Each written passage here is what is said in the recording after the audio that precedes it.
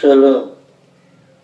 మన ప్రభువుడు రక్షకుడైన యేసు క్రీస్తు నామమున మీ అందరికీ కూడా నా యొక్క ఆశీర్వాదాలు తెలియజేస్తూ ఉన్నాం. మీరందరూ కూడా సంతోషంగా ఉన్నారు కదా? మీరు సంతోషంగా ఉండాలని, దీవెనకరంగా ఉండాలని, ఆశీర్వాదకరంగా ఉండాలని నా ఆశ, నా కోరిక.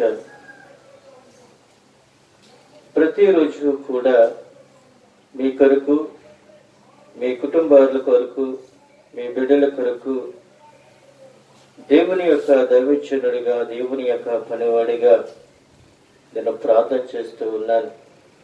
అలాగే నా కొరకు, నా పరిచర్య కొరకు, నేను చేస్తున్న ప్రతి ఒక్క సువార్త కొరకు మీరు ప్రార్థన చేస్తూ ఉన్నారని నేను సంతోషిస్తూ ఉన్నాను, ఆనందిస్తూ ఉన్నాను. ఏది ఏమైనప్పటికీ కూడా ఈ రోజున కొద్ది నిమిషాలు మీతో పంచుకోవడానికి దేవుడు కృప చూపిస్తూ ఉన్నాడు. ఇక్కడ యాకోబు రాసిన పత్రికలో మనం చూస్తున్నట్లయితే 3వ అధ్యాయము నుండి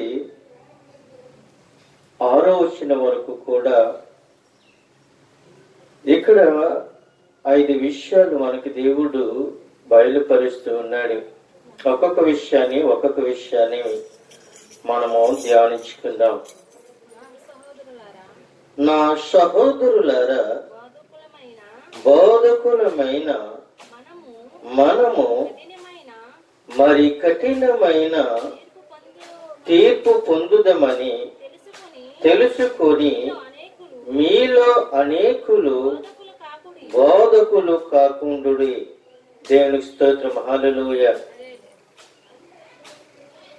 ప్రియమైన దేవుని యొక్క బిడ్డలారా, ఇక్కడ బోధకులమైన మనము మరి కఠినమైన తీర్పు, బోధకులమైన మనము కఠినమైన తీర్పు పొందుదమని తెలుసుకుని మీలో అనేకులు బోధకులు కాకుండుడి అని చెప్తూ ఉన్నాడు. నిజమే. ఎందుకని ఇంత ఖచ్చితంగా బోధకుల కొరకు, దైవజనుల కొరకు, పరిచర్యల కొరకు ఎందుకని ఇంత ఖచ్చితంగా చెప్పారు అని అంటే,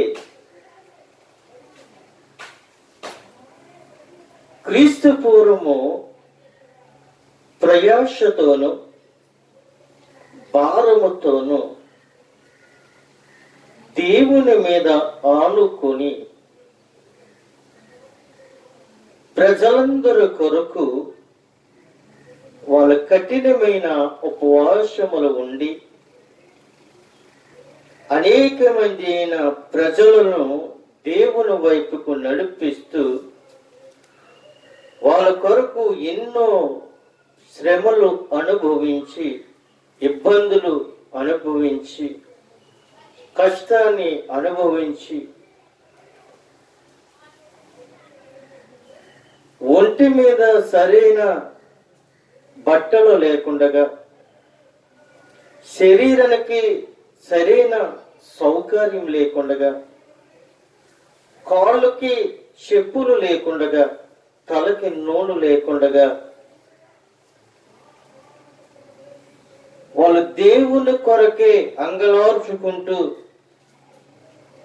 చెదిరిపోతున్న అనేక మంది ప్రజలను దేవుని వైపుకి నడిపించటానికి ఎంతో ఆదుర్తపడ్డారు, కష్టపడ్డారు. వాళ్ళ డబ్బు ఆశించలేదు, వాళ్ళ డబ్బు ఆశించలేదు. ఆత్మల కొరకే వారు ప్రయాసపడ్డారు. నూతనమైన ఆత్మల కొరకే వారు ప్రయాసపడ్డారు. దేవుణ్ణి అడిగి, ప్రభువా నీ ప్రజలు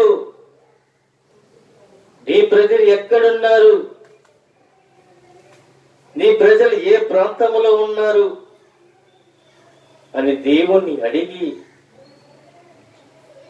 కష్టములో, నష్టములో, వేదనలో, పాపములో కూరుకుపోతున్న ప్రజల యొద్దకు ఆనాడు దైవజనులు వెళ్ళి వారిలో ఒక కుటుంబస్తుడిగా, వారిలో ఒక బంధువుడిగా, వారిలో ఒక స్నేహితుడిగా, వారిలో ఒక అన్నగా, ఒక తమ్ముడిగా, ఒక దైవజనుడిగా, ఒక సువార్థికుడిగా వాళ్ళు కలిసిపోయి దేవుని యొక్క వాక్యాన్ని వాళ్ళకి ప్రకటించి, యేసయ్య నిన్ను ప్రేమిస్తున్నాడు, యేసయ్య నీ కొరకు కన్నీరు కార్చాడు, యేసయ్య నీ కొరకు ముళ్ళు కిరీటం పెట్టించుకున్నాడు, యేసయ్య నీ కొరకు బల్లెంపోటు పొడిపించుకున్నాడు, యేసయ్య నీ కొరకు నా కొరకు ఆయన మరణించాడు అని చెప్పి యేసు క్రీస్తు కొరకు, యేసు క్రీస్తు పడ్డ ఎమోషన్లను వాళ్ళకి తెలియపరిచి వాళ్ళని క్రీస్తులోనికి, రక్షణలోనికి వాళ్ళని నడిపించి వాళ్ళనందరినీ కూడా ప్రభు వైపుకి ఒక సైన్యములుగాను, ఒక తాడు మీదగా నడిపించే దైవజనులు ఆ రోజుల్లో ఉన్నారు. కానీ ఈ రోజుల్లో చూసినట్లయితే కష్టపడక్కర్లొద్దు, శాంతోచక్కర్లొద్దు, ఏమి చేయనక్కర్లొద్దు,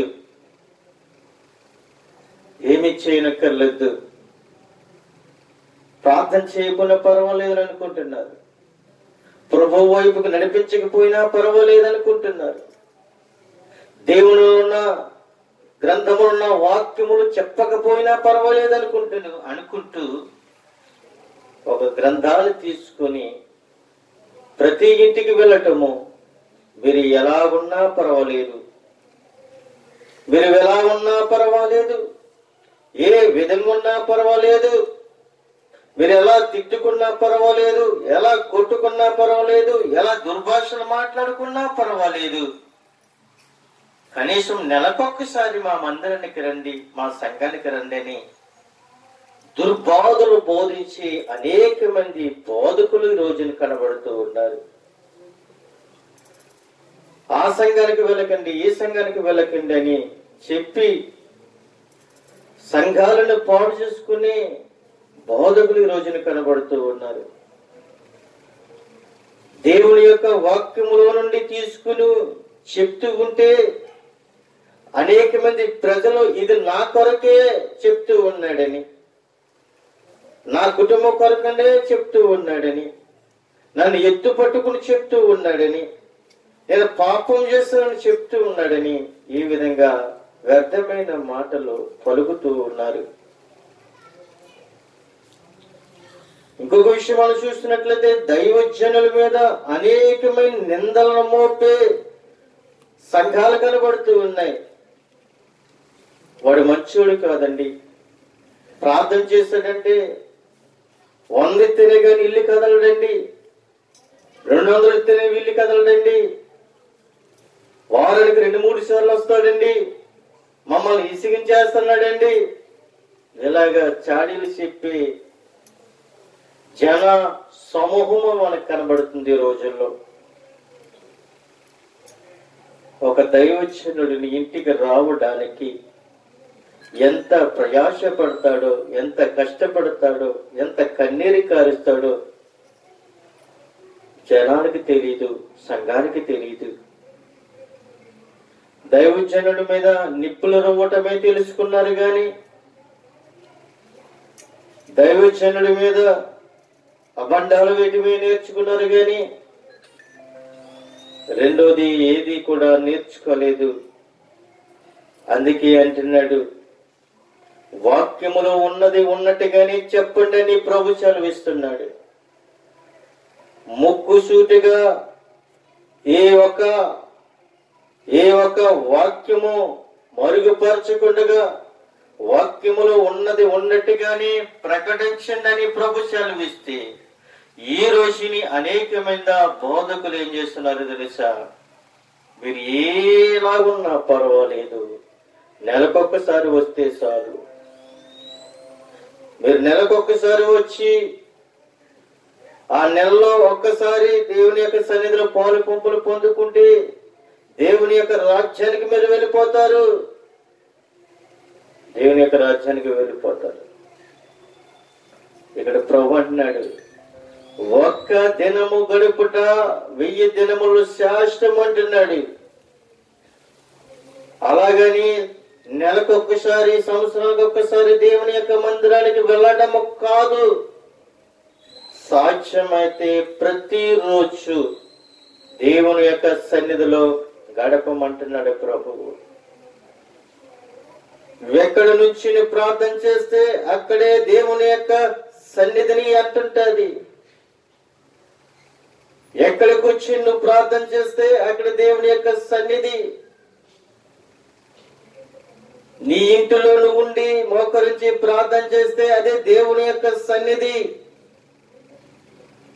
ప్రతి క్షణము, ప్రతి గడియ, ప్రతి సమయము, ప్రతి గంట, ప్రతి రోజు, ప్రతి నెల, ప్రతి సంవత్సరము మొదలుకోండి మళ్ళీ సంవత్సరము వరకు కూడా ఒక్క గడియ కూడా విడవకుండగా ప్రతిరోజు దేవుని యొక్క సన్నిధిలో మనము కనబడినట్లుగా ఉండాలి.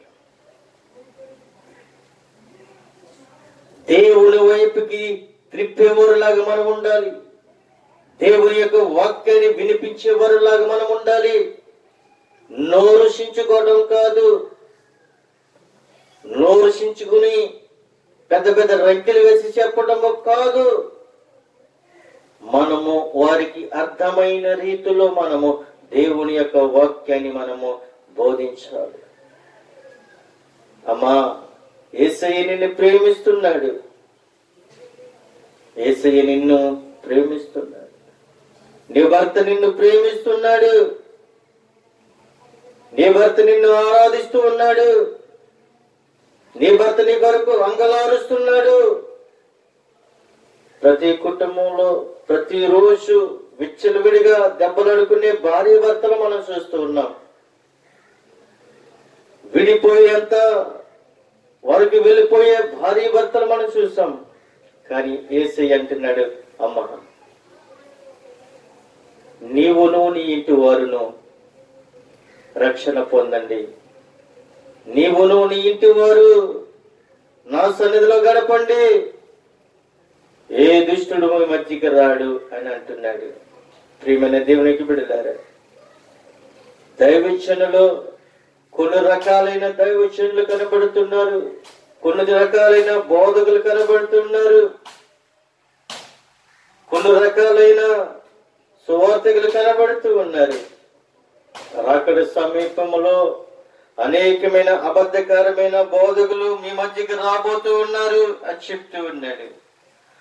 వాళ్ళు చెప్పే వాక్యము నిదానమైనదో అబద్ధమైనదో సరి చూసుకోండి అని అంటున్నాడు. యేసయ్య అంటున్నాడు, నన్ను చూసిన వారు నా తండ్రిని చూస్తారు, నా తండ్రిని చూసిన వారు నన్ను చూస్తారు అని ఎవరైతే చెప్తారో వారి దేవునికి నమ్మకస్తులైన బిడ్డలని ప్రభు సెలవిస్తున్నారు. కానీ అబద్ధకరమైన బోధకులు ఏం చేస్తున్నారు తెలుసా? తండ్రి లేడు, కుమారుడు లేడు, తండ్రి లేడు, కుమారుడు లేడు అని చెప్తూ ఉన్నారు. ప్రియమైన దేవుని యొక్క బిడ్డలు, మొదటి మాటగా మనం బోధకుల కొరకు మనం చూస్తాం. మరి ఒక మాట మనం చూసినట్లయితే 3వ వచనములో ఒక మాట మనకి కనబడుతూ ఉంది. గుర్రములు మనకు లోబడుటకై నోటికి కళ్ళము పెట్టి వాటి శరీరం అంతా త్రిప్పుదము కదా అని అంటున్నాడు. చూడండి, ఇక్కడ గుర్రములను మనకు లోబడుటకై నోటికి కళ్ళెమ పెట్టి వారి శరీరం అంతా తిప్పుదము కదా అని అడుగుతున్నాడు. నిజమే. ఈ రోజుని గుర్ర పందాలకి వెళుతూ ఉంటారు. గుర్ర పందాలకి వెళ్ళి గుర్రపు పందెములో అందరూ లైన్గా ఉంటారు. 1వ నెంబర్ నుండి 20వ నెంబర్ వరకు గుర్రాలన్నీ లైన్గా ఉంటాయి. ఎవడి గుర్రము మీద వాడే కూర్చుంటాడు. కానీ గుర్రం మీద కూర్చోటము గొప్పతనము కాదు, కానీ దానిని లొంగ తీసుకోవటము చాలా ప్రాముఖ్యం. చేతిలో ఏమీ లేకుండా గుర్రం మీద కూర్చోవటం కాదు, కానీ దానికి ఏమేస్తే అది లొంగుతుందో తెలుసా? కళ్ళెమ వేస్తే లొంగుతుంది. గుర్రము చాలా బలమైనది. గుర్రం చాలా వేగంగా పరిగెడుతుంది. కానీ కళ్ళెమ లేకపోతే అది ఎక్కడికి తీసుకుని వెళతాదో అది ఎవ్వరికి తెలియదు. ఒక్క కళ్ళెమ ద్వారాగా శరీరమంతా కూడా త్రిప్పుతుంది. ఒక కళ్ళెమ ద్వారాగా, ఒక తాడు ద్వారా గుర్రమంతా తన అవయవాలు అరుకాలు నుండి తల వరకు కూడా ఒక త్రాడు ద్వారాగాని అది నిలబడుతుంది. తాడుగిని తెగిందా, తాడుగిని ఊడిందా, గుర్రం మీద ఉన్నవాడు మాత్రము కూర్చోలేడు. కానీ దేవుడు అంత బలమైన గుర్రానికి చిన్న తాడు ద్వారాగా అది నిలబడుతూ ఉంది. ఆ తాడు ద్వారాగా అనేకమైన మైళ్ళ దూరము పరిగెట్టిస్తుంది. అది ఎక్కడ లాగితే అక్కడ ఆగుతుంది. ఎంత వేగముగా పరిగెట్టినప్పటికీ కూడా ఆ గుర్రము ఆ కళ్ళెము పట్టుకుని వెనక్కి లాగినప్పుడు నువ్వెక్కడైతే ఆగాలనుకుంటున్నావో అక్కడ ఆగుతుంది. మళ్ళీ ఎప్పుడైతే నువ్వు లూజు చేస్తావో అది పరిగెడుతుంది. లాగినప్పుడు ఆగుతుంది, లూజు చేసినప్పుడు పరిగెడుతుంది. ప్రియమైన దేవునికి బిడ్డలారా, గుర్రము చాలా బలమైనది, వేగమైనది. అయితే కళ్ళెమ ద్వారాగా అది నడిపింపబడుతుంది. కళ్ళెమ ద్వారాగా ఆ శరీరం అంతా కూడా ఏమవుతుందో తెలుసా? వింటూ ఉంది.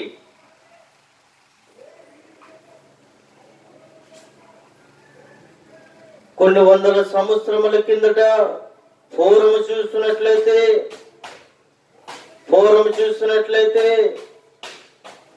భార్య మెడలో భర్త దేశ సాంప్రదాయము బట్టి మెడలో మంగళసూత్రము కట్టేవారు. అప్పుడు తన భర్తకి తన భార్య లొంగునట్లుగా,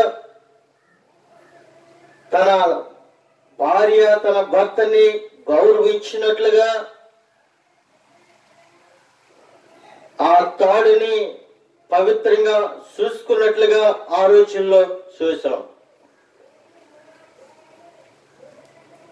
ఆ రోజుల్లో భర్త కట్టిన మంగళసూత్రాన్ని చాలా ఇలువగా కాపాడుకునేవారు, గౌరవించేవారు. భర్త కట్టిన ఆ మంగళసూత్రాన్ని కళ్ళకి హత్తుకునేవారు. ఆ మంగళసూత్రాన్ని ఎవరైనా దూషించినా నా భర్తలను దూషిస్తున్నారని బాధపడేవారు. ఆ కట్టిన తాడికి విలువిచ్చేవారు. ఎవరితోనూ కూడా మాట్లాడేవారు కాదు. కానీ ఈ రోజుల్లో చూసినట్లయితే మెడలో కట్టిన తాడుకి విలువ లేదు, చేతికి పెట్టిన రింగికి విలువ లేదు. దేనికి విలువ లేకుండా వివాహం అనే సంబంధాన్ని ఒక్కసారిగా త్రోసివేస్తున్నారు. గుర్రానికి ఎలాగైతే కళ్ళెము ప్రాముఖ్యమై ఉన్నదో అలాగే నీకు నాకు ప్రభువైన యేసు క్రీస్తుమైన వాక్యము ప్రాముఖ్యమై ఉండాలి. యేసుక్రీస్తు యొక్క వాక్యము నీలో ఎప్పుడైతే నివసిస్తుందో, ప్రోక్షిస్తుందో, నీ హృదయంలో ఉందో, అప్పుడే దేవుని యొక్క వాక్యము నీ శరీరాన్ని తిరుపుతూ ఉంది. పాపం వైపు తిరిగినప్పుడు ఆ వాక్యము నిన్ను నీ హృదయములో ఉండి గద్దిస్తుంది. చెడు మార్గానికి పరిగెడుతున్నప్పుడు నీ హృదయంలో ఉన్న వాక్యము నిన్ను గద్దిస్తూ ఉంది. లోకం వైపు చూసినప్పుడు నీ హృదయంలో ఉన్న వాక్యం నిన్ను గద్దిస్తూ ఉంది. వాక్యము నీలో ఉండాలి. గుర్రానికి కళ్ళెం ఎలాగైతే ప్రాముఖ్యమో, నీలో కూడా నీ హృదయానికి, నీ శరీరానికి దేవుని యొక్క వాక్యము అలాగే ప్రాముఖ్యము.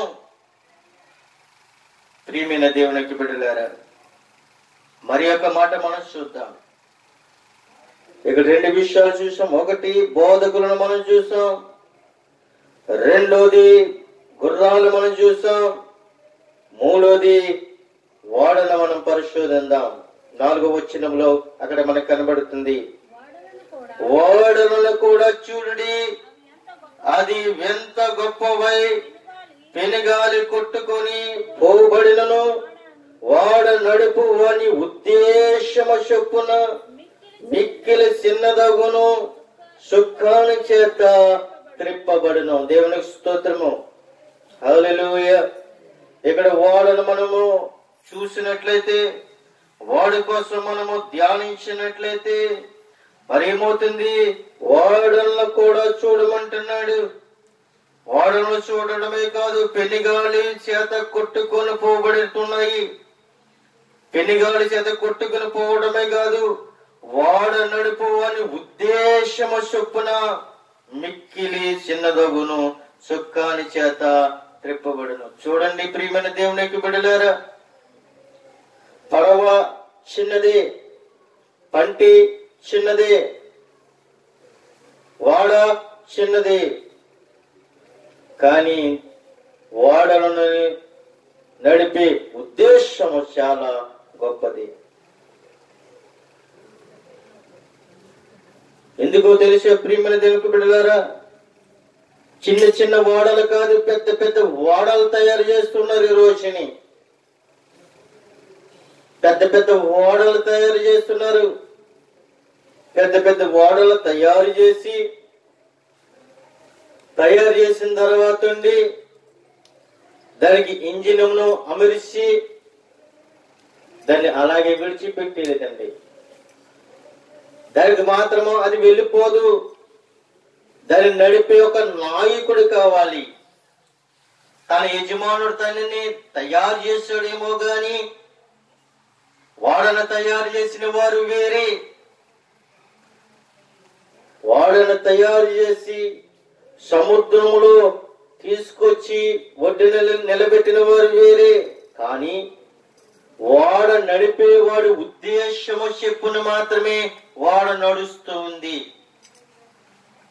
వాడ ఆ యొక్క డ్రైవర్ ఎక్కడికైతే తీసుకుని వెళుతూ ఉన్నాడో, ఏ ప్రాంతానికైతే తీసుకుని వెళుతున్నాడో ఆ ప్రాంతానికి ఆ వాడ బయలుదేరి వెళుతూ ఉంది. అయితే పెనుగాలు చేత, తుఫాను చేత, అలల చేత ఆందోళనమైపోతున్న ఆ యొక్క వాడని,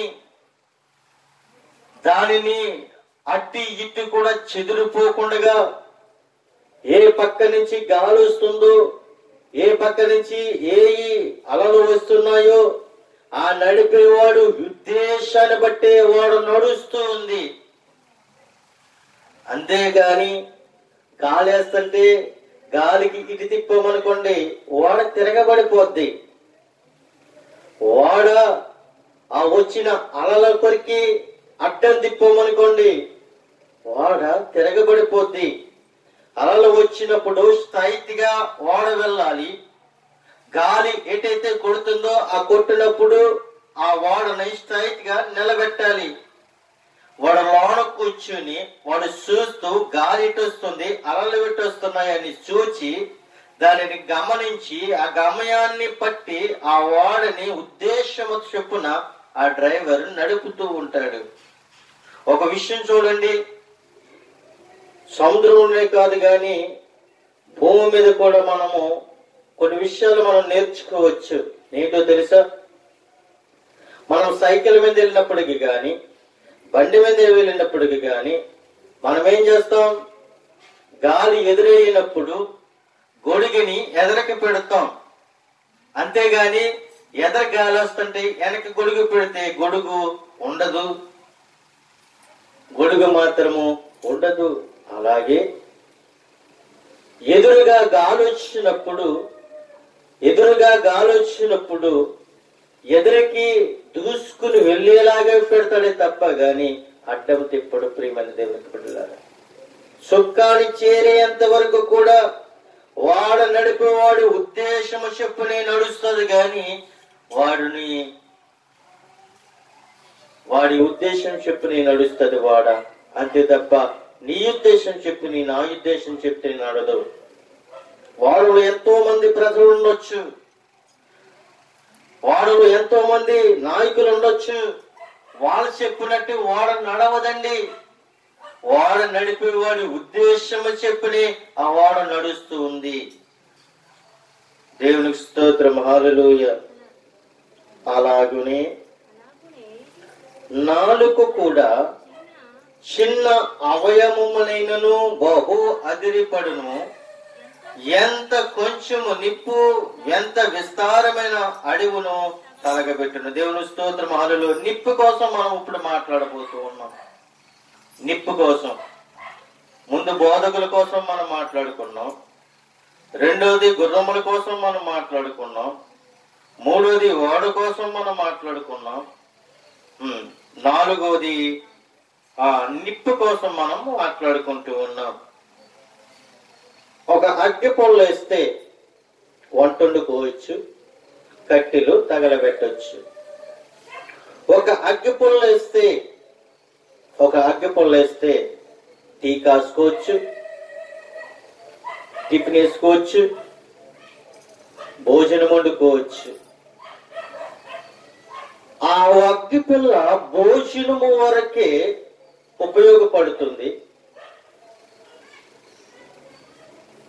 కొన్ని కట్టెలు కొరకు అంటించడానికి కూడా ఒకే అగ్గి పుల్ల ఉపయోగపడుతుంది.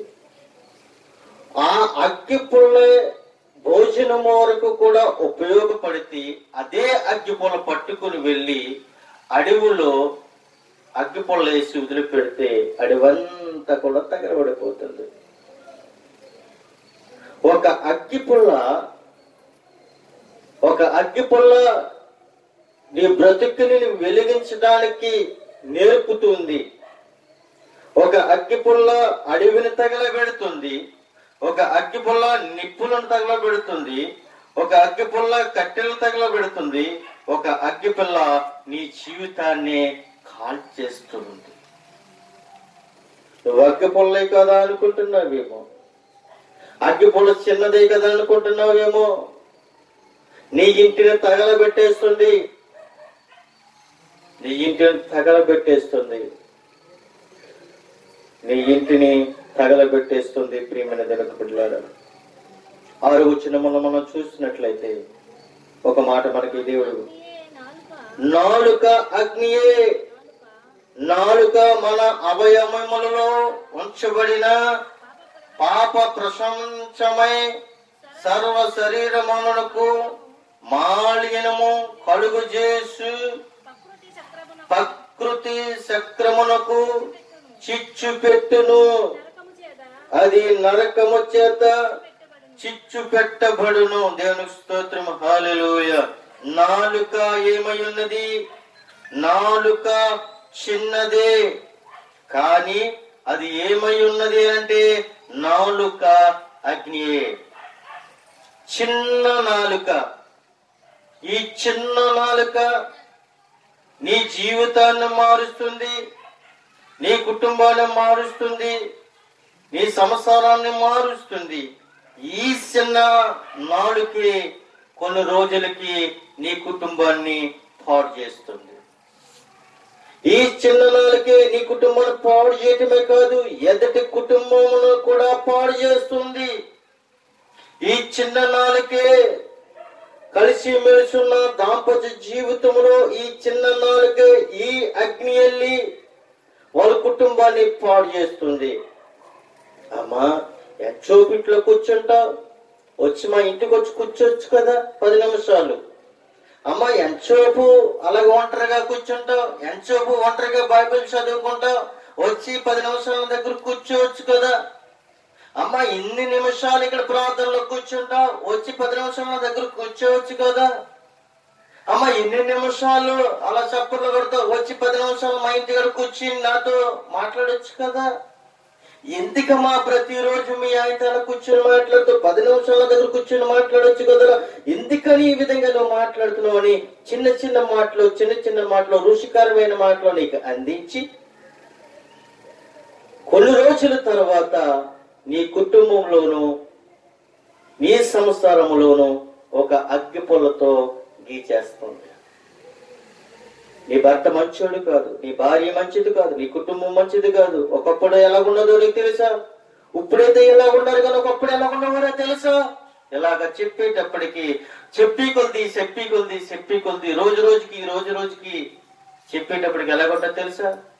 భర్త మీద అసహాయము, భార్య మీద అసహాయము, కుటుంబం మీద అసహాయం పుట్టుకొచ్చి ఈ కుటుంబంలో నేను ఉండకూడదు అని అనుకుంటది.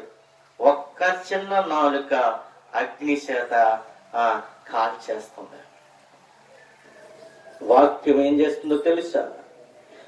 వాక్యాన్ని మనం చూసినట్లయితే వాక్యము నిన్ను నీ కుటుంబాన్ని మారుస్తుంది. ఎంతమంది వచ్చి నీ మీద అబండాలు వేసినా నువ్వు ప్రార్థనలతో ప్రభుతో నేను మాట్లాడతాను, ప్రభు నాకు ఏదైతే సెలవిస్తూ ఉన్నాడో అది నేను మాట్లాడుతాను అని చెప్తూ ఉన్నావు. ప్రియమైన దేవుని యొక్క బిడ్డలారా, చూడండి ఇంకొక మాట మనం చూస్తాం.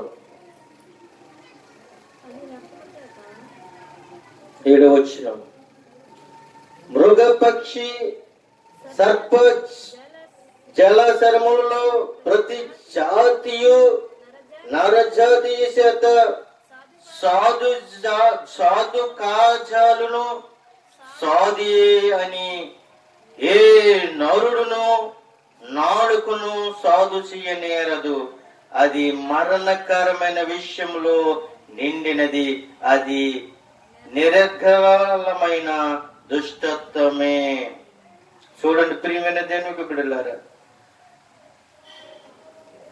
ఏది పక్షి లాంటిది సర్పం లాంటిది అని అంటున్నాడు. ఇంకొక విషయం మనం చూస్తున్నట్లయితే 9వ వచనంలో మనం చూసినట్లయితే దీనితో తండ్రి అయిన ప్రభును స్తుతించుటము, దీనితోనే దేవుని పోలికగా పుట్టిన మనుషులను శపింతుము అని అంటున్నాడు. చూడండి, ఈ యొక్క నాలుకతోనే ఈ యొక్క నోటుతోనే దేవుణ్ణి స్తుతిస్తాము, దేవుణ్ణి ఘనపరుస్తాము, దేవుణ్ణి ఆరాధిస్తాం. కానీ ఇంకొక విషయంలోకి వచ్చినప్పటికీ దేవుని పోలికగా పుట్టిన మనుషులను మనం కూడా శపిస్తాం.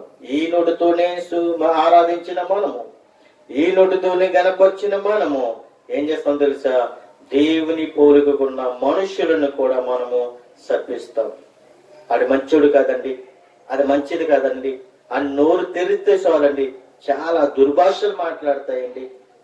లోకంలో ఉన్నారు కాబట్టి దుర్భాషలు మాట్లాడుతున్నారు, కానీ దేవునిలో ఉంటే దుర్భాషలు కాదు.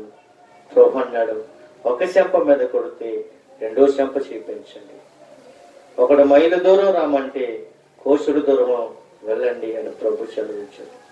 ఎవడైనా ఆపదలో ఉన్నప్పుడు ఆపదలో ఉన్న వాడి కొరకు ప్రార్థన చేయండి. ఎవడైనా రోగి ఉన్నప్పుడు ఆ రోగికి నూనె రాసి ప్రార్థన చేయండి అని ప్రభు సెలవిస్తున్నాడు. అంతే తప్ప కానీ ఈ చిన్న నాలికి అగ్ని అని, ఈ చిన్న నాలికతోనే అనేక మందిని దూషించాలని గాని శపించాలి గాని ఉండకూడదని ప్రభు సెలవిస్తున్నాడు. 10వ వచనం చూసుకుని మనం ముగించుకున్నాం. ఒక్క నోట నుండి ఏ ఆశీర్వచనమును శాపవచనమును బయలు వెళ్ళును, నా సహోదరులారా ఎలాగుండకూడదు అని అంటున్నాడు. చూడండి, ఒక్క నోటితో ఆశీర్వాదము ఉంది, ఒక్క నోటితోనే శాపము ఉంది. ఎందుకో తెలుసా? మనుష్యుడు ఆశీర్వదించినప్పుడు ఆశీర్వదిస్తాడు, వాడు శపించినప్పుడు వాడు శపిస్తాడు. ఇలా ఉండకూడదని ప్రభు సెలవిస్తున్నాడు. ప్రియమైన దేవునికి బిడ్డలారా, ఇక్కడ మనము దగ్గరగా ఒక 5 విషయాలు మనం చూసాం. మొదటిది బోధకుల గురించి మనం చూసాం. రెండోది గుర్రముల కొరకు మనం చూసాం. మూడోది ఓడల కొరకు మనం చూసాం. నాలుగోది నిప్పు కొరకు మనం చూసాం. ఐదోది నాలుగు కొరకు మనం చూసాం. ఆరోది ఆశీర్వాదము శాపము మనము చూసాం. ప్రియమైన దేవునికి బిడ్డలారా, ఈ యొక్క యాకోబు రాసిన పత్రికలో 3వ అధ్యాయం నుండి మనము 10వ వచనం వరకు చదువుకుంటే దేవుడు ఎన్ని అద్భుతమైన మాటలు మనకి బయలుపరిచాడో తెలుస్తుంది. ఈ మాటలు బట్టి దేవునికరంగా ఆశీర్వాదకరంగా మనం ఉండాలని కోరుకుంటూ నా మాటలను ముగిస్తూ ఉన్నాడు. దేవుని యొక్క రాకడ ఆలస్యమైన ఉంటే మరి ఒక్కసారి మనం అందరం కూడా దేవుని సన్నిధిలో కలుసుకొని ప్రభుని స్తుతించాలని కోరుకుంటూ నా మాటలు ముగిస్తూ ఉన్నాను. కొద్ది మాటలు దేవుడు దీవించును గాక. ఆమేన్.